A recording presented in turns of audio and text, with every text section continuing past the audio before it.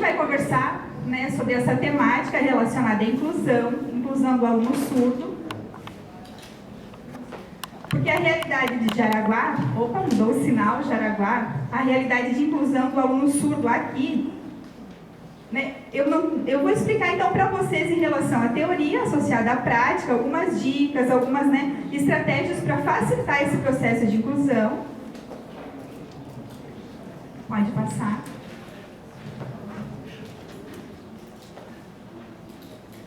Então, quem é esse aluno? Quem é esse aluno surdo?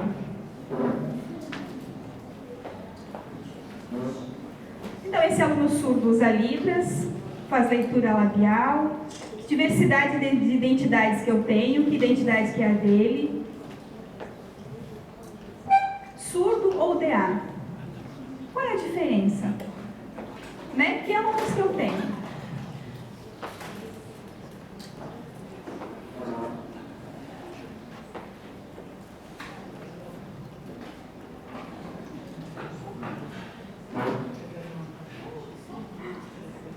Então, o que eu tenho aqui? Eu tenho alunos surdos, que são as pessoas que têm perda auditiva, pode ser uma perda leve, moderada, severa, mas o que é o mais importante? Eles se apropriaram da cultura surda, né, da língua de sinais, de lutas em relação a ter um intérprete enquanto de seu direito, né, a educação ser de qualidade, recursos visuais sempre associados. Esse é o sujeito surdo. E, por outro lado, eu tenho quem são as pessoas com deficiência auditiva, que são pessoas que têm uma perda, só que esse grupo não faz lutas em relação à língua de sinais, né, para conquistar espaço, direito a ter um intérprete, não. São pessoas que fazem uso de aparelho, tentam, né, sempre falar, fazem leitura labial. Então, nós temos dois extremos aqui, dois grupos distintos. E aí eu faço uma pergunta: o seu aluno, ele faz parte de qual desse grupo? Então, o foco da nossa conversa vai ser em relação ao grupo de surdos, né? Eu sei que nós temos aqui esses dois campos, mas hoje eu vou focar no aluno surdo que faz uso de Libras, ok?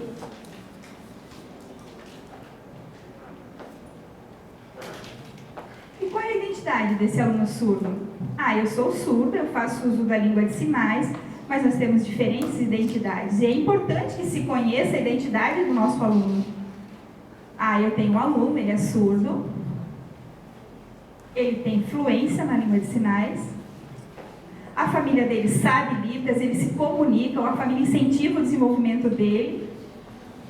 Ou eu tenho um aluno surdo iniciando o processo de aquisição de língua, com uma família que pouco estimula ou nada.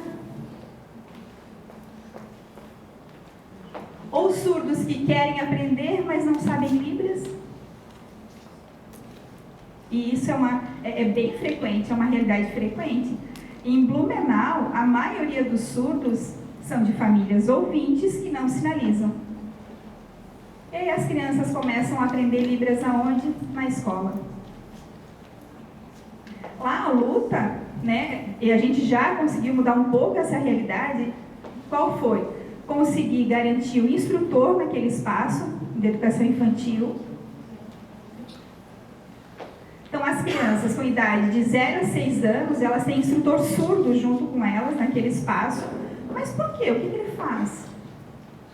Ele vai incentivar a aquisição de língua, a aprendizagem de Libras, e isso todo dia. Ele vai mostrar, enquanto sujeito surdo, um modelo de cultura, de língua, e a criança vai se apropriando, ela vai observando. Poxa, tem um surdo adulto aqui. Eu também acho que eu consigo. Também consigo lutar, consigo sinalizar. E ele vai se apropriando dessas questões. E também o instrutor, ele precisa o quê? Interagir com todas as crianças ouvintes daquele espaço, ensinando Libras para o professor também. O professor precisa conhecer quem é esse aluno surdo, porque é dele, ele precisa conseguir se comunicar com ele. Então, isso é bem importante. É um trabalho de parceria do instrutor junto com o professor.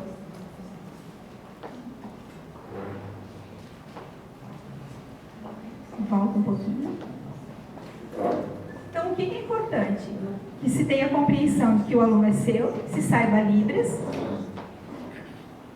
Qual a idade que aquele aluno tem, em que idade ele adquiriu essa língua e por que isso é importante? Porque se ele é um aluno surdo com atraso de linguagem, ele vai ter atraso no processo de alfabetização e daí por diante. Então ele precisa sempre estar recuperando todo esse processo por conta desse atraso. Então é importante que a criança, já desde a mais tenra idade, tenha contato com a sua língua. E qual é essa língua? A língua de sinais, que é a língua visual, é a língua que vai dar todo o recurso que ele precisa. Então imaginem uma família que descobre que seu bebê é surdo. Onde é que eles vão procurar auxílio? Na escola? Não, eles vão para a área clínica, né, para os médicos. E aí os médicos vão falar o quê? Olha, então vamos estimular Libras? Não. O que o médico responde? Não, precisa colocar o aparelho, ou fazer o implante, precisa ensinar a falar. Não, dá para ele falar, vamos estimular que ele consegue. E aí alguns médicos ainda dizem o quê? Olha, língua de sinais não ensine para o seu filho. Se você ensinar, ele vai ter muita preguiça de falar, não vai querer falar, e ele vai perder essa fala e vai desejar somente a língua de sinais. E aí a família respeita o médico, porque o médico sabe de todas as informações, e aí vai treinando a fala, estimulando somente a fala. E aí depois descobre que a criança não está desenvolvendo, está ali com 3, 4, 5 anos. E aí ela começa a ter contato com a língua de sinais, ali com 5, 6 anos. E aí o intérprete vai para a sala e sinaliza, né? Tudo que o professor está falando. E aí o aluno fica olhando, o que é isso ali? Que sinal que é esse? E aí o intérprete, meu Deus, o que eu vou fazer agora? Eu vou ensinar Libras para ele, eu vou interpretar, vou traduzir o conteúdo. E agora, o que eu faço? É uma realidade de vários lugares. No Menal já mudamos um pouquinho. Temos bastante luta, né, para ter um instrutor, garantir o instrutor ali. E aí o intérprete, quando, né, pega esse aluno, já fica um pouquinho mais aliviado, porque ele já sinaliza.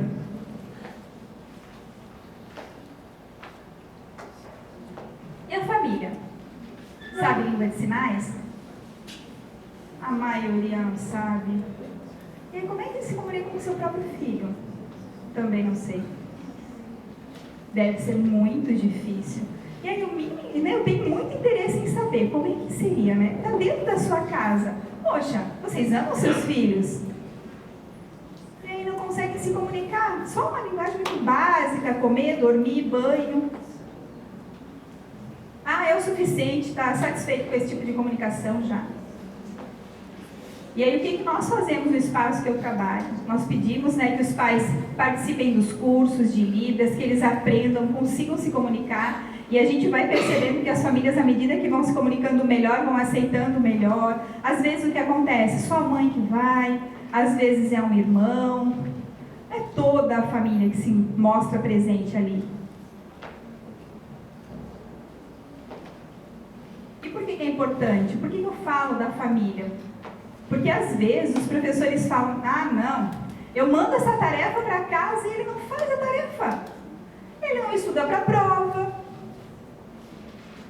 Mas ele é surdo dentro de casa. Quem vai dar o auxílio para ele fazer a tarefa, estudar para a prova, interagir? Ninguém. Ele é sozinho dentro daquela casa. Ele sabe ler? Não sabe. E aí quem vai dar o auxílio? E aí vem uma tarefa extensa e ela volta em branco. E a prova estudou? Mais ou menos. Você lembra o que eu sinalizei em sala? Semana passada? Não, lembra mais ou menos. E aí, o que nós temos que fazer? Para auxiliar esse aluno, para que ele consiga estudar em casa, que ele consiga fazer a sua tarefa, né? Nós temos que pensar em possibilidades.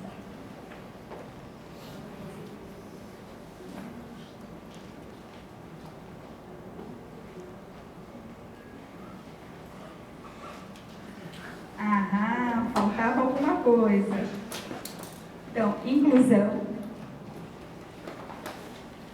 E o que é essa inclusão? Já encontrei tantas pessoas, né, que aí elas definem inclusão para o surdo.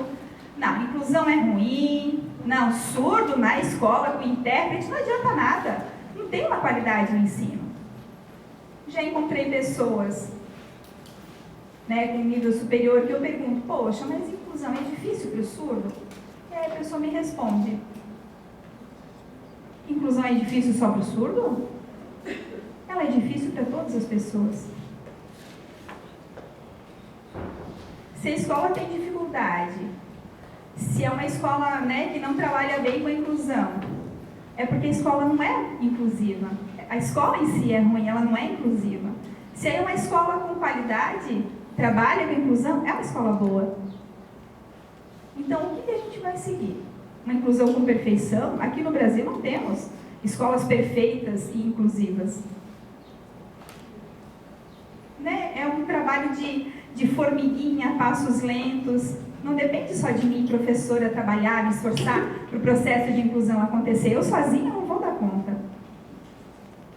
Né? Eu preciso de quantas pessoas envolvidas aqui nesse processo? Família, aluno, né? A comunidade escolar, os coordenadores, todas as pessoas que fazem parte desse contexto, para eu conseguir realmente um processo de inclusão eficaz.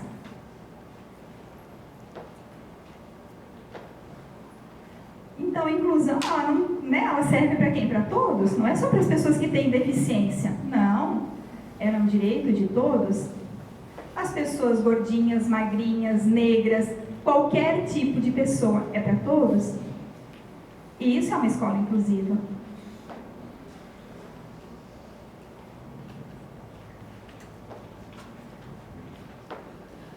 Então, vou fazer um resumo só aqui para vocês.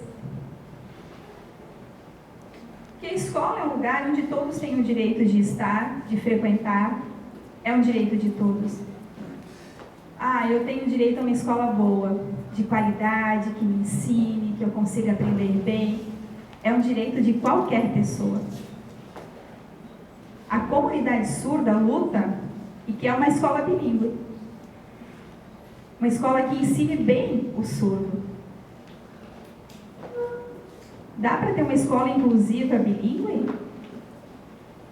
E o que seria uma escola bilíngue? Vou mostrar para vocês.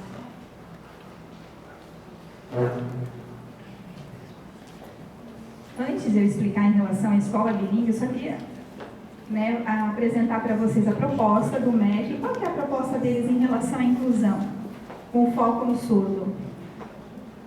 Que uma escola inclusiva para surdos, ela precisa ter o intérprete, precisa ter alunos que frequentem o AE. Vocês conhecem o AE? Aqui vocês sinalizam AE.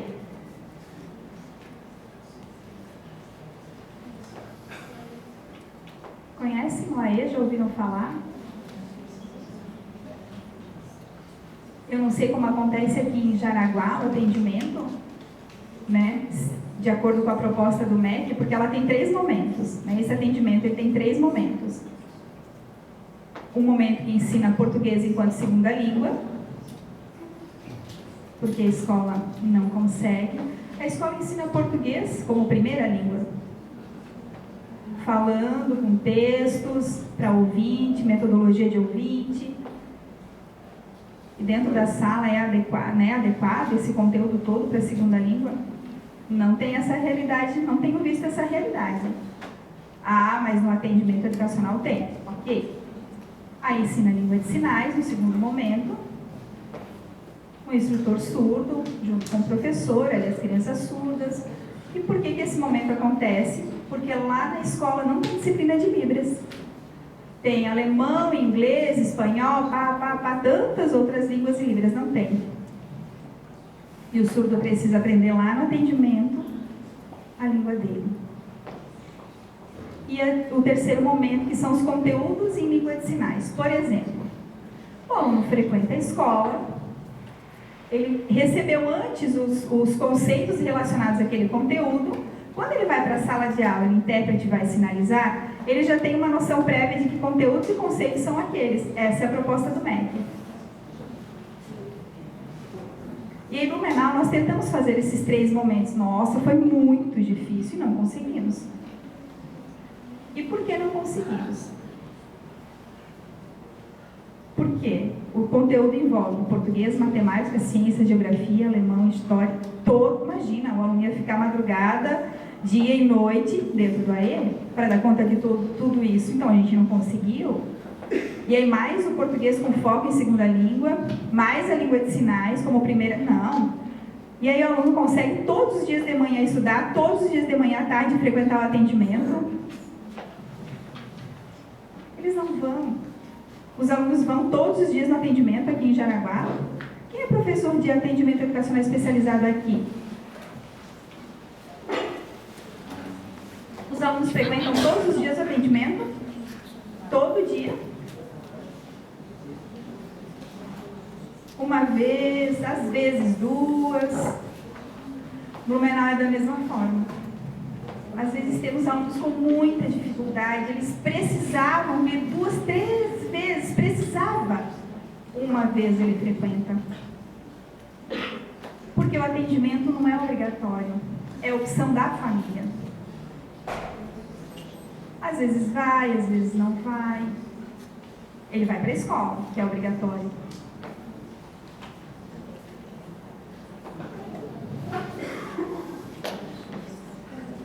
Já fiz um resumo.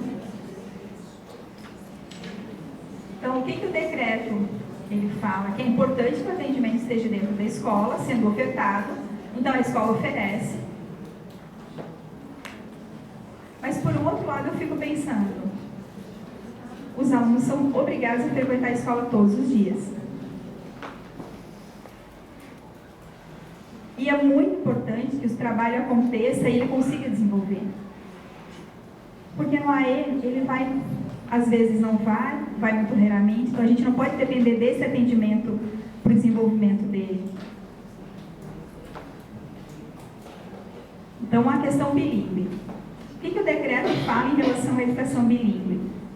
Vocês conhecem um pouquinho da história do surdo, né? O quanto eles já sofreram, o quanto a língua de sinais foi proibida, marginalizada, a insistência na questão de leitura labial, né? Até a gente conseguir todo esse processo que foi lento, até a gente chegar hoje, né? Com essa conquista de ter a sinalização sendo aceita, né? Os surdos tendo oportunidade de aprender a sua língua natural e a segunda língua. E aí eles precisam aprender 2 línguas. E na escola ele aprende essas 2 línguas? O que o surdo aprende dentro da escola? Qual língua? Português, mais ou menos. Porque o português, né, não tem uma metodologia específica para o ensino de surdos, então é mais ou menos. Agora imagine um surdo lá no 7º ano. Que conteúdo de português que ele tem lá no 7º ano? Verbos,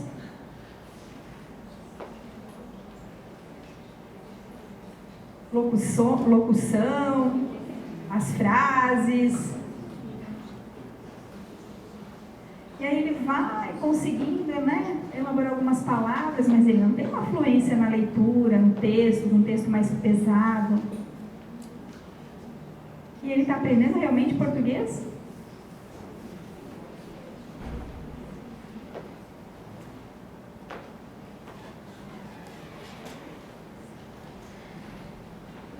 O decreto fala em relação à educação bilíngue que a gente precisa de uma escola aberta a surdos e ouvintes,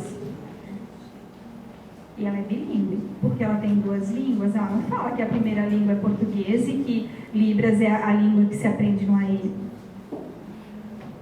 2 línguas dentro do mesmo espaço, na mesma escola, sendo ensinada. Só para o aluno surdo? Não, para o aluno ouvinte também. Como é que ele vai conseguir se comunicar e interagir com amigos ouvintes se os ouvintes não sabem Libras? O professor de sala sabe Libras? Não. E se o intérprete falta um dia na escola? Ah, e olha só, o intérprete faltou, pode ficar em casa hoje. porque tu vai fazer o que na sala? Vai boiar? Não, fica em casa. É uma realidade comum. E a gente sabe disso, né? Ah, não, surdo é minoria que está ali, coitado. Não, não. Ah, quando a intérprete volta, ela faz um resumo e passa para ele. Surdo tem direito da mesma forma. O direito ao ensino de qualidade. Eu sou surda. Cresci fazendo leitura labial, não sabia a língua de sinais, sempre me esforçando muito para fazer leitura. Qualquer conversa que acontecesse longe dos meus olhos eu perdia, eu precisava manter olhos fixos para ter todo acesso à informação e nenhum prejuízo. Mas me acostumei a ser dessa forma. Aí depois fui estudar o Letras Libras, e lá no Letras, a sala era para surdos, vários surdos naquele espaço. Nossa, todo mundo sinalizava, era muito legal. Bilíngue, por quê? Tínhamos textos em português, mas a aula era em língua de sinais. E eu fiquei admirada. Professores, a maioria, sabiam Libras. Se não soubesse, tinha um intérprete que já acompanhava as aulas para traduzir, fazer a sinalização. O material já era todo traduzido, os textos para a língua de sinais, no AVA. Eu comecei a me perceber, meu Deus, quanto eu perdi antigamente, lá na época que eu estudava pedagogia, quando eu fiz minha pós-graduação, né, o tempo que eu perdi enquanto eu crescia. Aprendi tudo? Não, tive muito prejuízo, muitas informações que eu não peguei. Sorte minha que eu gostava de ler. E aí a leitura me ajudava a ampliar conhecimento, vocabulário. Mas e aí as pessoas, né, estudam ali pedagogia e eles falam de teorias, vocabulários pesados, eu não entendia nada. Quanto daquilo? Eu não conseguia fazer a leitura correta. Aí falava de Vygotsky. Meu Deus, o que é esse Vygotsky? Ah, tá, é um homem. Era muito difícil para mim. Aí a leitura me ajudava, mas lá no Letras, que a sala era bilíngue, era muito diferente. E o engraçado é que eu faço uma comparação da época que eu estudava pedagogia com ouvintes, e eu sempre era inferior. Ai, a Fábia é tão difícil de entender, né? Grupo de trabalho com a Fábia, ai, não, ela sempre está atrasada, né? A forma que ela vai se expressar é sempre depois. Lá no Letras, grupo, ai, eu quero com a Fábia. Fábia, vem comigo no grupo, por favor.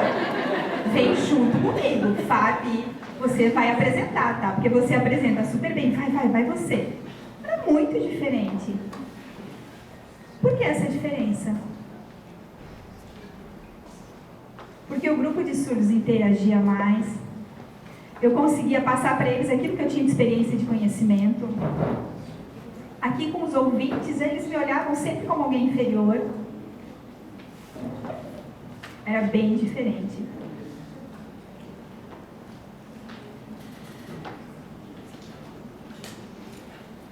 Primeira sala bilíngue, e agora nós temos uma escola bilíngue. A classe bilíngue é onde só aquela sala faz uso do bilinguismo. E a escola é quando todos ali naquele espaço têm direito ao acesso às duas línguas. Diretor, coordenadora, zeladora, né, a pessoa que vende o lanche da cantina, né, não precisa ter a fluência na língua de sinais, né, vamos fazer ali um curso de 4 anos para conseguir se comunicar, não, mas minimamente é aquilo que é o básico para uma comunicação. Você quer o banheiro? Onde ele é? Ah, eu estou vendendo lanche. Ah, o seu troco, você quer lanche? Ah, então o que você quer? Aquele básico para conseguir se, né, conversar, se comunicar. E o coordenador, o que faz? Responsável por tantas ações, e aí ele vai conseguir se comunicar minimamente também com aquele aluno. Isso é importante. E o aluno, ele se sente honrado, né, com orgulho de participar, porque ele fica pensando, nossa, o mundo é ouvinte, só o intérprete sabe Libras e eu só não tenho acesso a ele daí, né? Aí vem uma outra pessoa me dá oi em Libras, uau, ele me deu oi pra mim. Ah, tá brincando que é assim? Não é real? O surdo se sente o máximo quando alguém sinaliza para ele.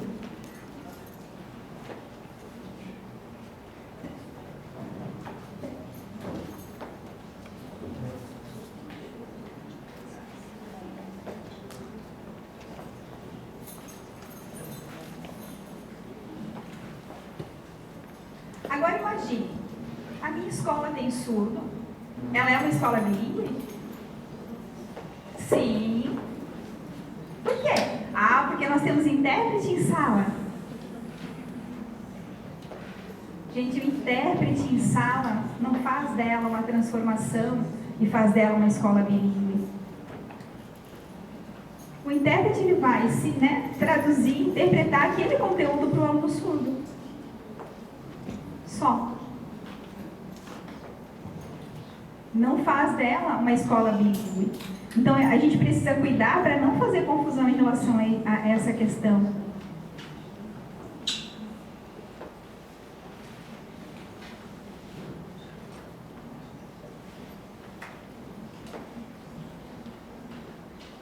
Então, para a inclusão do aluno com surdez, o que a gente precisa? Que o professor, que é o regente da sala, não é que ele tenha que ter fluência na língua, mas minimamente conhecer o que é a língua de sinais, né? Ela se estrutura de que forma? Porque daí ela consegue compreender esse aluno. Ah, então ele sinaliza dessa forma, né? As experiências visuais dele são assim, a questão da cultura é assim. Aí ele consegue compreender. No momento que ele vai organizar o seu planejamento, ele já tem essa noção de que ele tem um aluno surdo em sala. Ele vai pensar em estratégias para poder adaptar aquele conteúdo, aquela aula, para que os alunos ouvintes e o surdo tenham acesso à informação.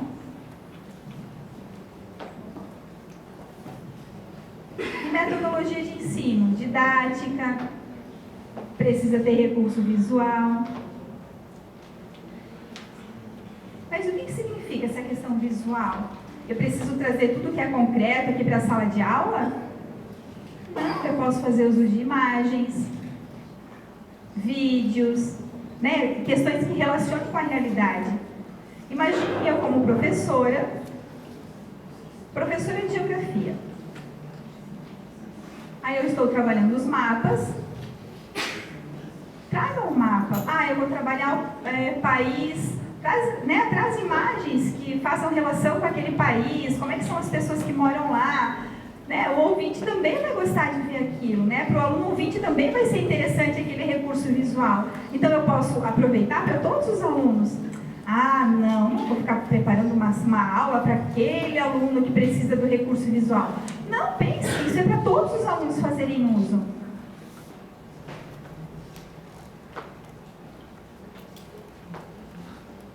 Ensinar o português enquanto segunda língua.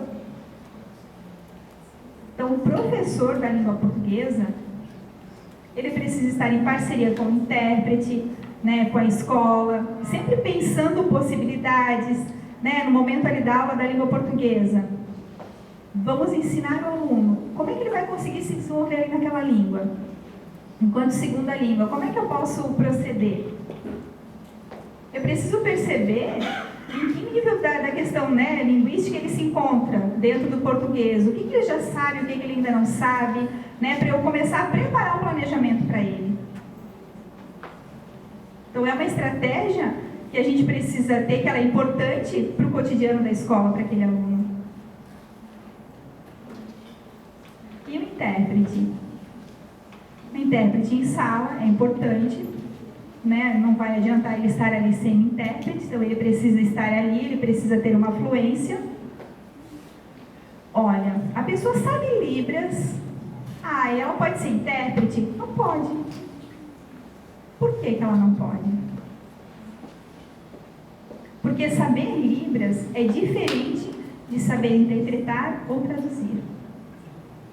Eu preciso saber estratégias para no momento de eu interpretar, eu conseguir, através da minha prática, das pesquisas, daquilo que eu já busquei, conseguir passar.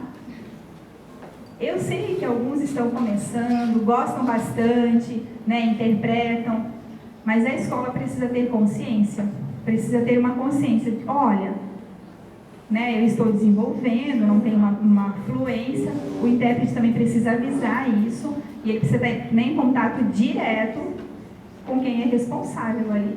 Porque imagina, o intérprete é fluente, só está ali para repassar, o aluno também não vai conseguir. professor precisa saber, olha, ele está dando conta, eu estou falando muito rápido, você precisa de algum auxílio. Porque o intérprete não é formado em todas as áreas. Ele é formado em geografia, e aí o aluno está no nono ano, e ele está lá interpretando 1000 coisas, e aí fica, né, ciências, corpo humano, tá, nossa, é muito profundo o conteúdo sempre. E aí a responsabilidade do intérprete, preparar toda aquela aula, toda aquela adaptação de material para poder apresentar. Não, olha, professor, né, o que o senhor acha? Eu fiz dessa forma, o senhor acha que está certo, errado? Sempre parceria. Né? A gente tem que ter sempre estratégias, isso é bem importante. Eu já trabalhei como itinerante. Conhecem itinerante, profissional itinerante? Não sei se aqui em Jaraguá vocês usam também. Né? O profissional itinerante, ele vai nas escolas, observar, né, junto com o intérprete, orientar o intérprete, também orientar o professor, né, interagir sempre com os colegas. Isso, né, é uma das funções do itinerante. Então, eu fui observar um aluno do nono ano, um aluno surdo muito inteligente, e a intérprete estava lá, ela estava, né, traduzindo material de matemática, e o professor estava fazendo suas anotações no quadro, explicando, e a intérprete ficou, 1 mais 1, você leva para lá, faz o X aqui, o percentual ali, tudo visualmente ali. O surdo, ai meu Deus, não estou entendendo, de novo. Aí vai, coloca tudo visual de novo. Ah, não, para tudo. Para tudo. Porque visualmente isso é muito abstrato. Aonde que está o número aqui? O que é aqui mesmo? Não, já esqueci. O que precisa? Estar junto com o professor lá no quadro. Porque o professor, na hora que ele fala, olha, o X que está aqui, o intérprete só aponta, o X está ali, ó. Aí o aluno vai e observa onde é que ele fez esse X. Ou no papel, e mostra para o aluno, igual que está ali, ó. Então, uma estratégia. Se for difícil a disciplina e ele tiver dificuldades naquela disciplina, ele vai ter dificuldades para interpretar aquele conteúdo, não vai ficar claro. Porque ele não está entendendo aquilo, na hora de passar, aquela confusão vai ser repassada também. Então, é muito importante todas essas questões estarem associadas e interligadas. Professor e intérprete sempre unidos, nunca separados. Também é importante o trabalho em parceria com a família. A gente sabe que a gente chama a família, conversa, quase puxa ela para perto. Algumas têm mais dificuldades, mas é muito importante que a gente insista. Né? A gente percebe o quanto os alunos desenvolvem quando a família trabalha em parceria. No Blumenau nós temos um aluno surdo. Hoje ele está no segundo ano. Os pais são surdos. Então, desde bebezinho ele foi aprendendo a língua de sinais, sinaliza, né? Tranquilo. E a mãe em casa já foi ensinando palavras, né? Tentando alfabetizar já, a questão das leituras também. Quando ele chegou no primeiro ano, o português dele era muito melhor que o português de alunos ouvintes ali daquela sala. Por quê? Porque ele teve uma família que incentivou, estimulou, ensinou. E no segundo ano, ele começou a se equiparar aos outros alunos. Por quê? Porque daí os alunos ouvintes foram sendo alfabetizados e foram se desenvolvendo rápido também. E aí ele, enquanto aluno surdo, foi aprendendo aquelas palavras, já tinha todo, né, todo aquele arsenal de palavras armazenadas, tinha palavras que ele nunca tinha visto. Opa, ele precisava ter contato com aquele termo ali, fazer uma leitura para compreender, para daí armazenar também. Né? O vocabulário dele foi se ampliando e teve um desenvolvimento de aprendizagem diferente. Às vezes é tão difícil a gente entender por que surdos no 5º, 6º ano ainda não sabem ler, sabem pouquíssimas palavras. Né? Tem tudo a ver com aquele processo que ele passou. Porque esse aluno com pais surdos né? Eram adultos que incentivaram, desde bebê foram trabalhando toda a questão cognitiva, a memória dele é ótima, uma vez que você mostra a palavra para ele, ele já armazena, né? O cognitivo dele, nossa, vai se apropriando, aquisição tranquila. Eu acredito que tranquilamente no 9º ano ele vai ter uma leitura fluente. Então é uma realidade diferente e a gente precisa conhecer a identidade e a realidade do nosso surdo.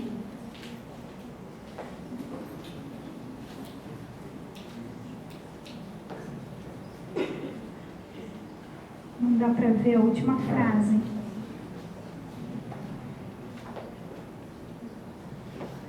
Mas essa última frase, ela fala o quê? Da importância da parceria, do trabalho com o professor, com o intérprete, com o professor do AE também.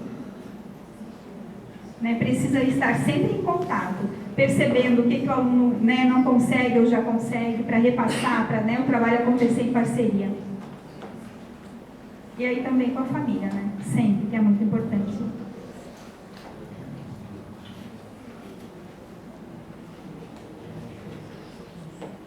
Algumas referências, né, de materiais que eu utilizei para pesquisa.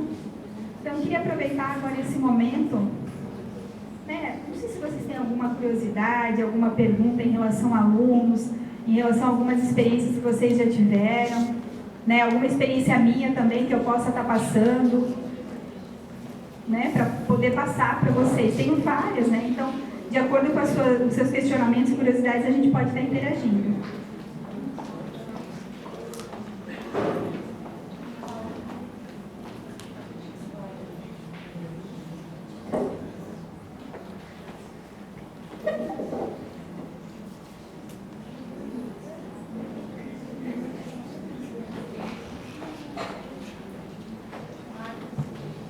Pode me alcançar água, por favor?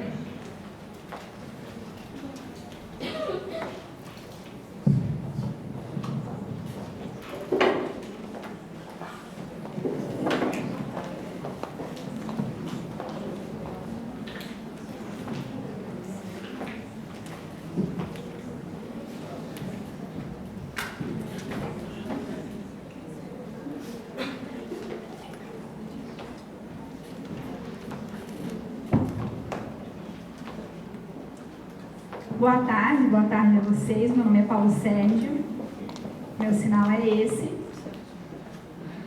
Queria te fazer uma pergunta. Gostei das suas explicações aqui, né? Fiz algumas anotações. No Brasil, temos a formação de letras libras e pedagogia, né? Alguns formados em matemática, educação física, geografia e algumas outras áreas. E aí, se aproveitando para o ensino de surdos. Então, eu sou formado professor, matemática, mas aí se começa toda uma questão visual meio confusa, aí vem um professor surdo, formado. É um surdo, Bia.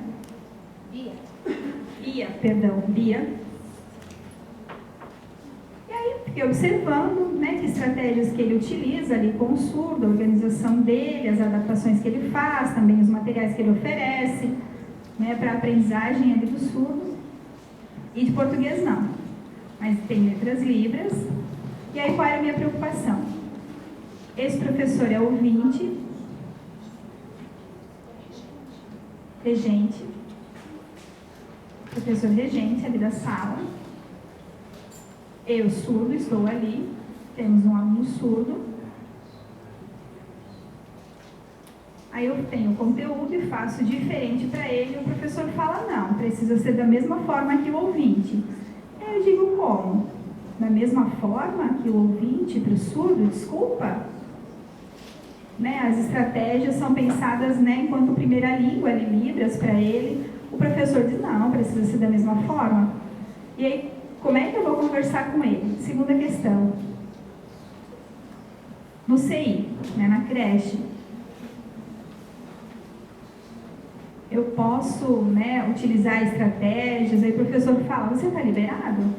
Ai, que alívio, aí eu consigo ali como estudante, né, Os outros estão conversando, ele tem curiosidade, eu peço para ele olhar para mim. Às vezes eu vou numa sala só com ele, né, para ensinar com recursos visuais, para ele conseguir ter essa atenção, essa concentração. E o professor percebe o quê? Por exemplo, eu digo, não, vai lá junto com os ouvintes e fico aliviado, evito esse contato. E aí ele vai seguindo, a questão da fala é perda de tempo para ele, porque ele não aprende Libras, enquanto ele fica perdendo tempo tentando, né, entender os outros. E aí o atendimento educacional especializado, ele precisa também que o professor, sim, o AE, o professor vai ali, frequenta aquele espaço também, porque aqui em Jaraguá nós temos o atendimento, temos vontade de participar, mas, e aí, era um surdo e um ouvinte no AE. O ouvinte é que faz o ensino, e aí ele acaba não desenvolvendo. Era uma pergunta, 2, 3, 4, 5. Qual que era a primeira pergunta mesmo? Da formação ali, de geografia, matemática. Por isso que é importante a questão da parceria do professor com quem vai trabalhar aí, né, com o ensino. Precisa ter essa parceria, eles precisam trabalhar juntos. O aluno vai conseguir desenvolver com certeza bem melhor. E o que significa essa questão de equiparação? Né? Eles estarem em pé de igualdade na questão dos conteúdos. O que é estar igual? Tem a ver com a didática precisa ser igual? Não, a didática não tem nada a ver com isso. A didática tem a ver com eu entender o quê? Que o aluno surdo precisa de recursos diferentes. Ele não aceita, ele não quer material visual, então o intérprete vai precisar adequar aquele conteúdo para que aquele aluno tenha acesso àquelas informações, maneiras visuais. E que conteúdo? O mesmo conteúdo da sala. Porque o aluno está ali no 6º ano, ele está ali no 9º ano, ele precisa acompanhar aquele conteúdo.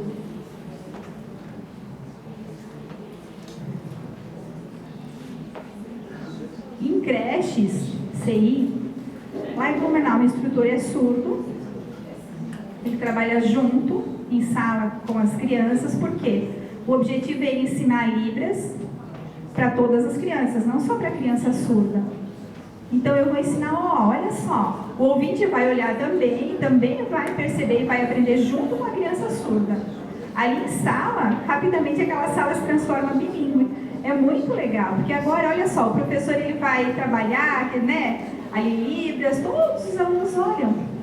E as crianças aprendem rápido, elas aprendem junto com o aluno surdo ali.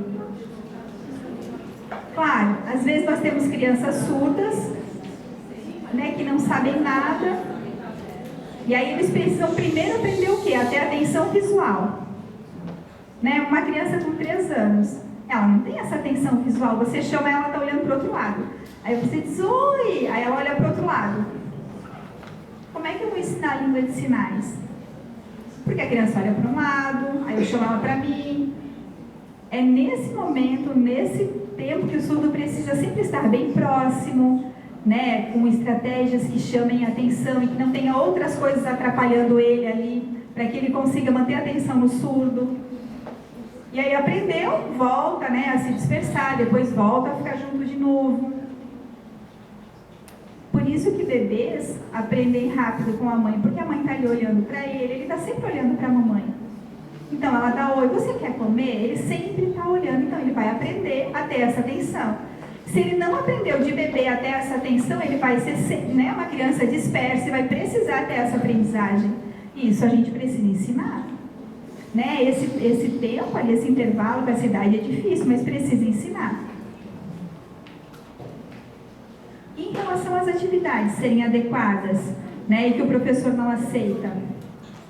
Por exemplo, eu tenho uma atividade, aí eu peço para o professor, posso elaborar essa atividade adaptada? E ele não aceita porque ele quer que seja a mesma atividade. Acho que eu já resumi na primeira resposta, né? O conteúdo precisa ser o mesmo, mas a didática precisa ser diferenciada. E o professor precisa respeitar, não é ele, eu sou o professor, né, eu estou aqui com ele, eu preciso interagir, né, precisa ser flexível. trabalhar junto, porque o objetivo é o aluno, é que ele aprenda, que ele consiga desenvolver. E o AE? Não. Em relação ao AE, é bem importante. Qual que é a proposta do MEC? Que o ensino de português seja por um professor ouvinte de língua portuguesa e ensino de Libras seja por um professor surdo, formado em letras libras. Por quê? Porque ele vai ensinar a língua que é dele. Não adianta eu saber Libras e eu poder ensinar. Vocês que são formados em português podem ensinar matemática? Não, a gente vai seguir a nossa formação. Preciso ser formado em letras para ensinar português. E a questão dos conteúdos do atendimento educacional especializado. É um professor surdo também que elabora, porque ele vai fazer a adequação de todo o material, recursos visuais, por uma experiência que ele já tem. A proposta do AE, ela explica esses 3 momentos. Então, lá em Blumenau, nós temos uma professora surda, uma professora ouvinte, e 2 professores surdos que fazem parte desses 3 momentos do AE. Muito obrigada. Mais alguém? Boa tarde. Meu nome é Graziela.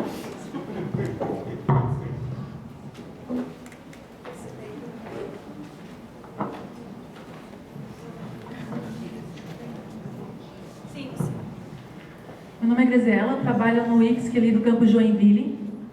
Vim representando também o NAPNE, que é o Núcleo de Atendimento aos Portadores de Deficiência.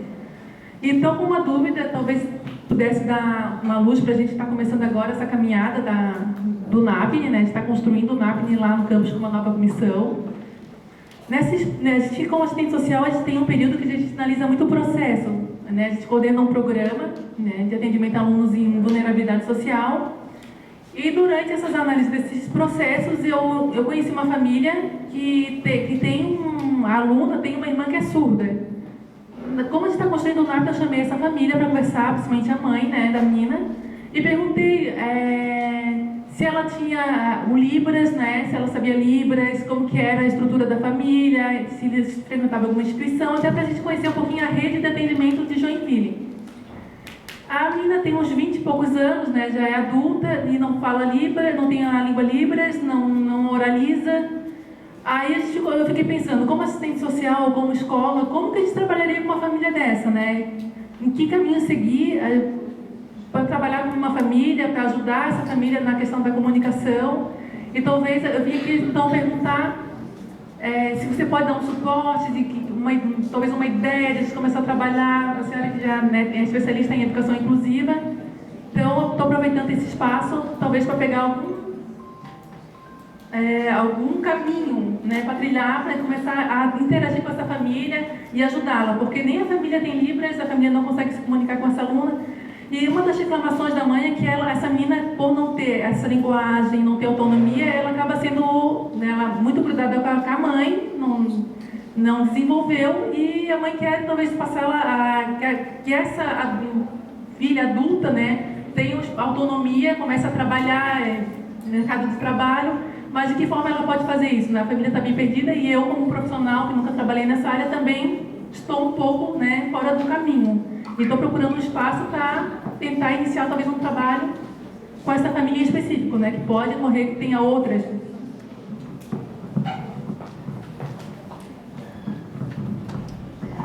Muito bom. A surda não sabe língua de sinais. Então, o que ela precisa é começar o contato com algum surdo da comunidade surda ali de Joinville, que nós temos sabemos que tem associação de surdos ali. Se ela começar esse contato, ela começar a perceber outros surdos adultos, com autonomia, que trabalham, que têm essa liberdade, ela vai começar a fazer deles os seus modelos e vai começar a se apropriar dessas questões e ela vai mudar. A questão subjetiva dela vai mudando também.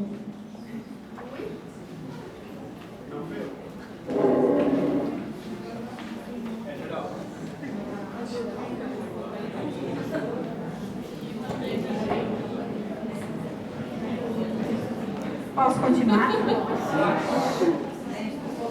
Então, o que é importante? Que o aluno surdo comece a desenvolver, que essa menina comece a desenvolver, né? E a família vai perceber nela, vai valorizar a língua e aquilo que ela está se apropriando, vai começar a aceitar e vai acompanhar ela também. Claro, a família precisa sempre estar junto com ela.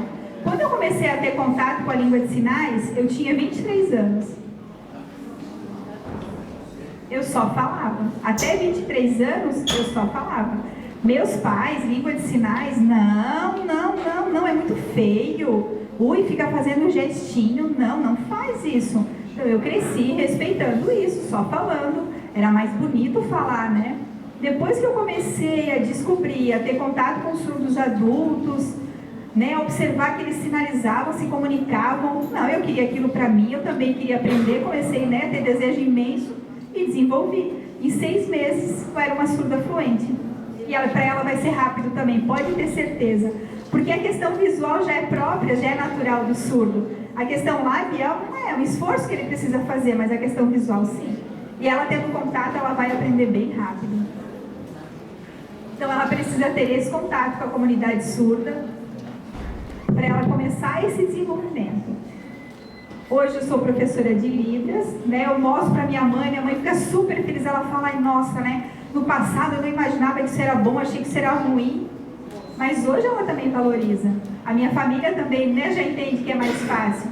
Claro, meus pais já são mais idosos, eles não têm uma fluência na língua de sinais.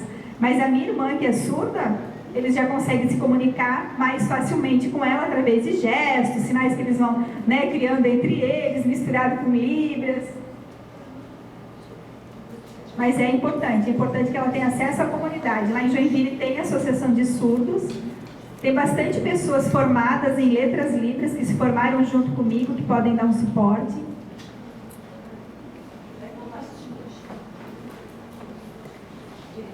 Mais alguém aqui? A Paula. Meu nome é Maria. Só um pouquinho, Fê. A Paula. Quem? Só um pouquinho. Fê. Vai, deixa a Paula primeiro, depois eu falo. Obrigada. A minha pergunta vai ser simples, não vai ser longa, não. É importante que você explique aqui na palestra, né, a respeito do AE, né, a oficialização do MEC, porque é difícil quem trabalha no AE conseguir chegar lá, né, o horário para ensinar. São somente, às vezes, 2 horas, 3 horas, é difícil fazer isso. Porque dentro do AE tem várias deficiências. O AE faz o atendimento de várias deficiências, então, como é que perde muito tempo, não é específico só para o surdo.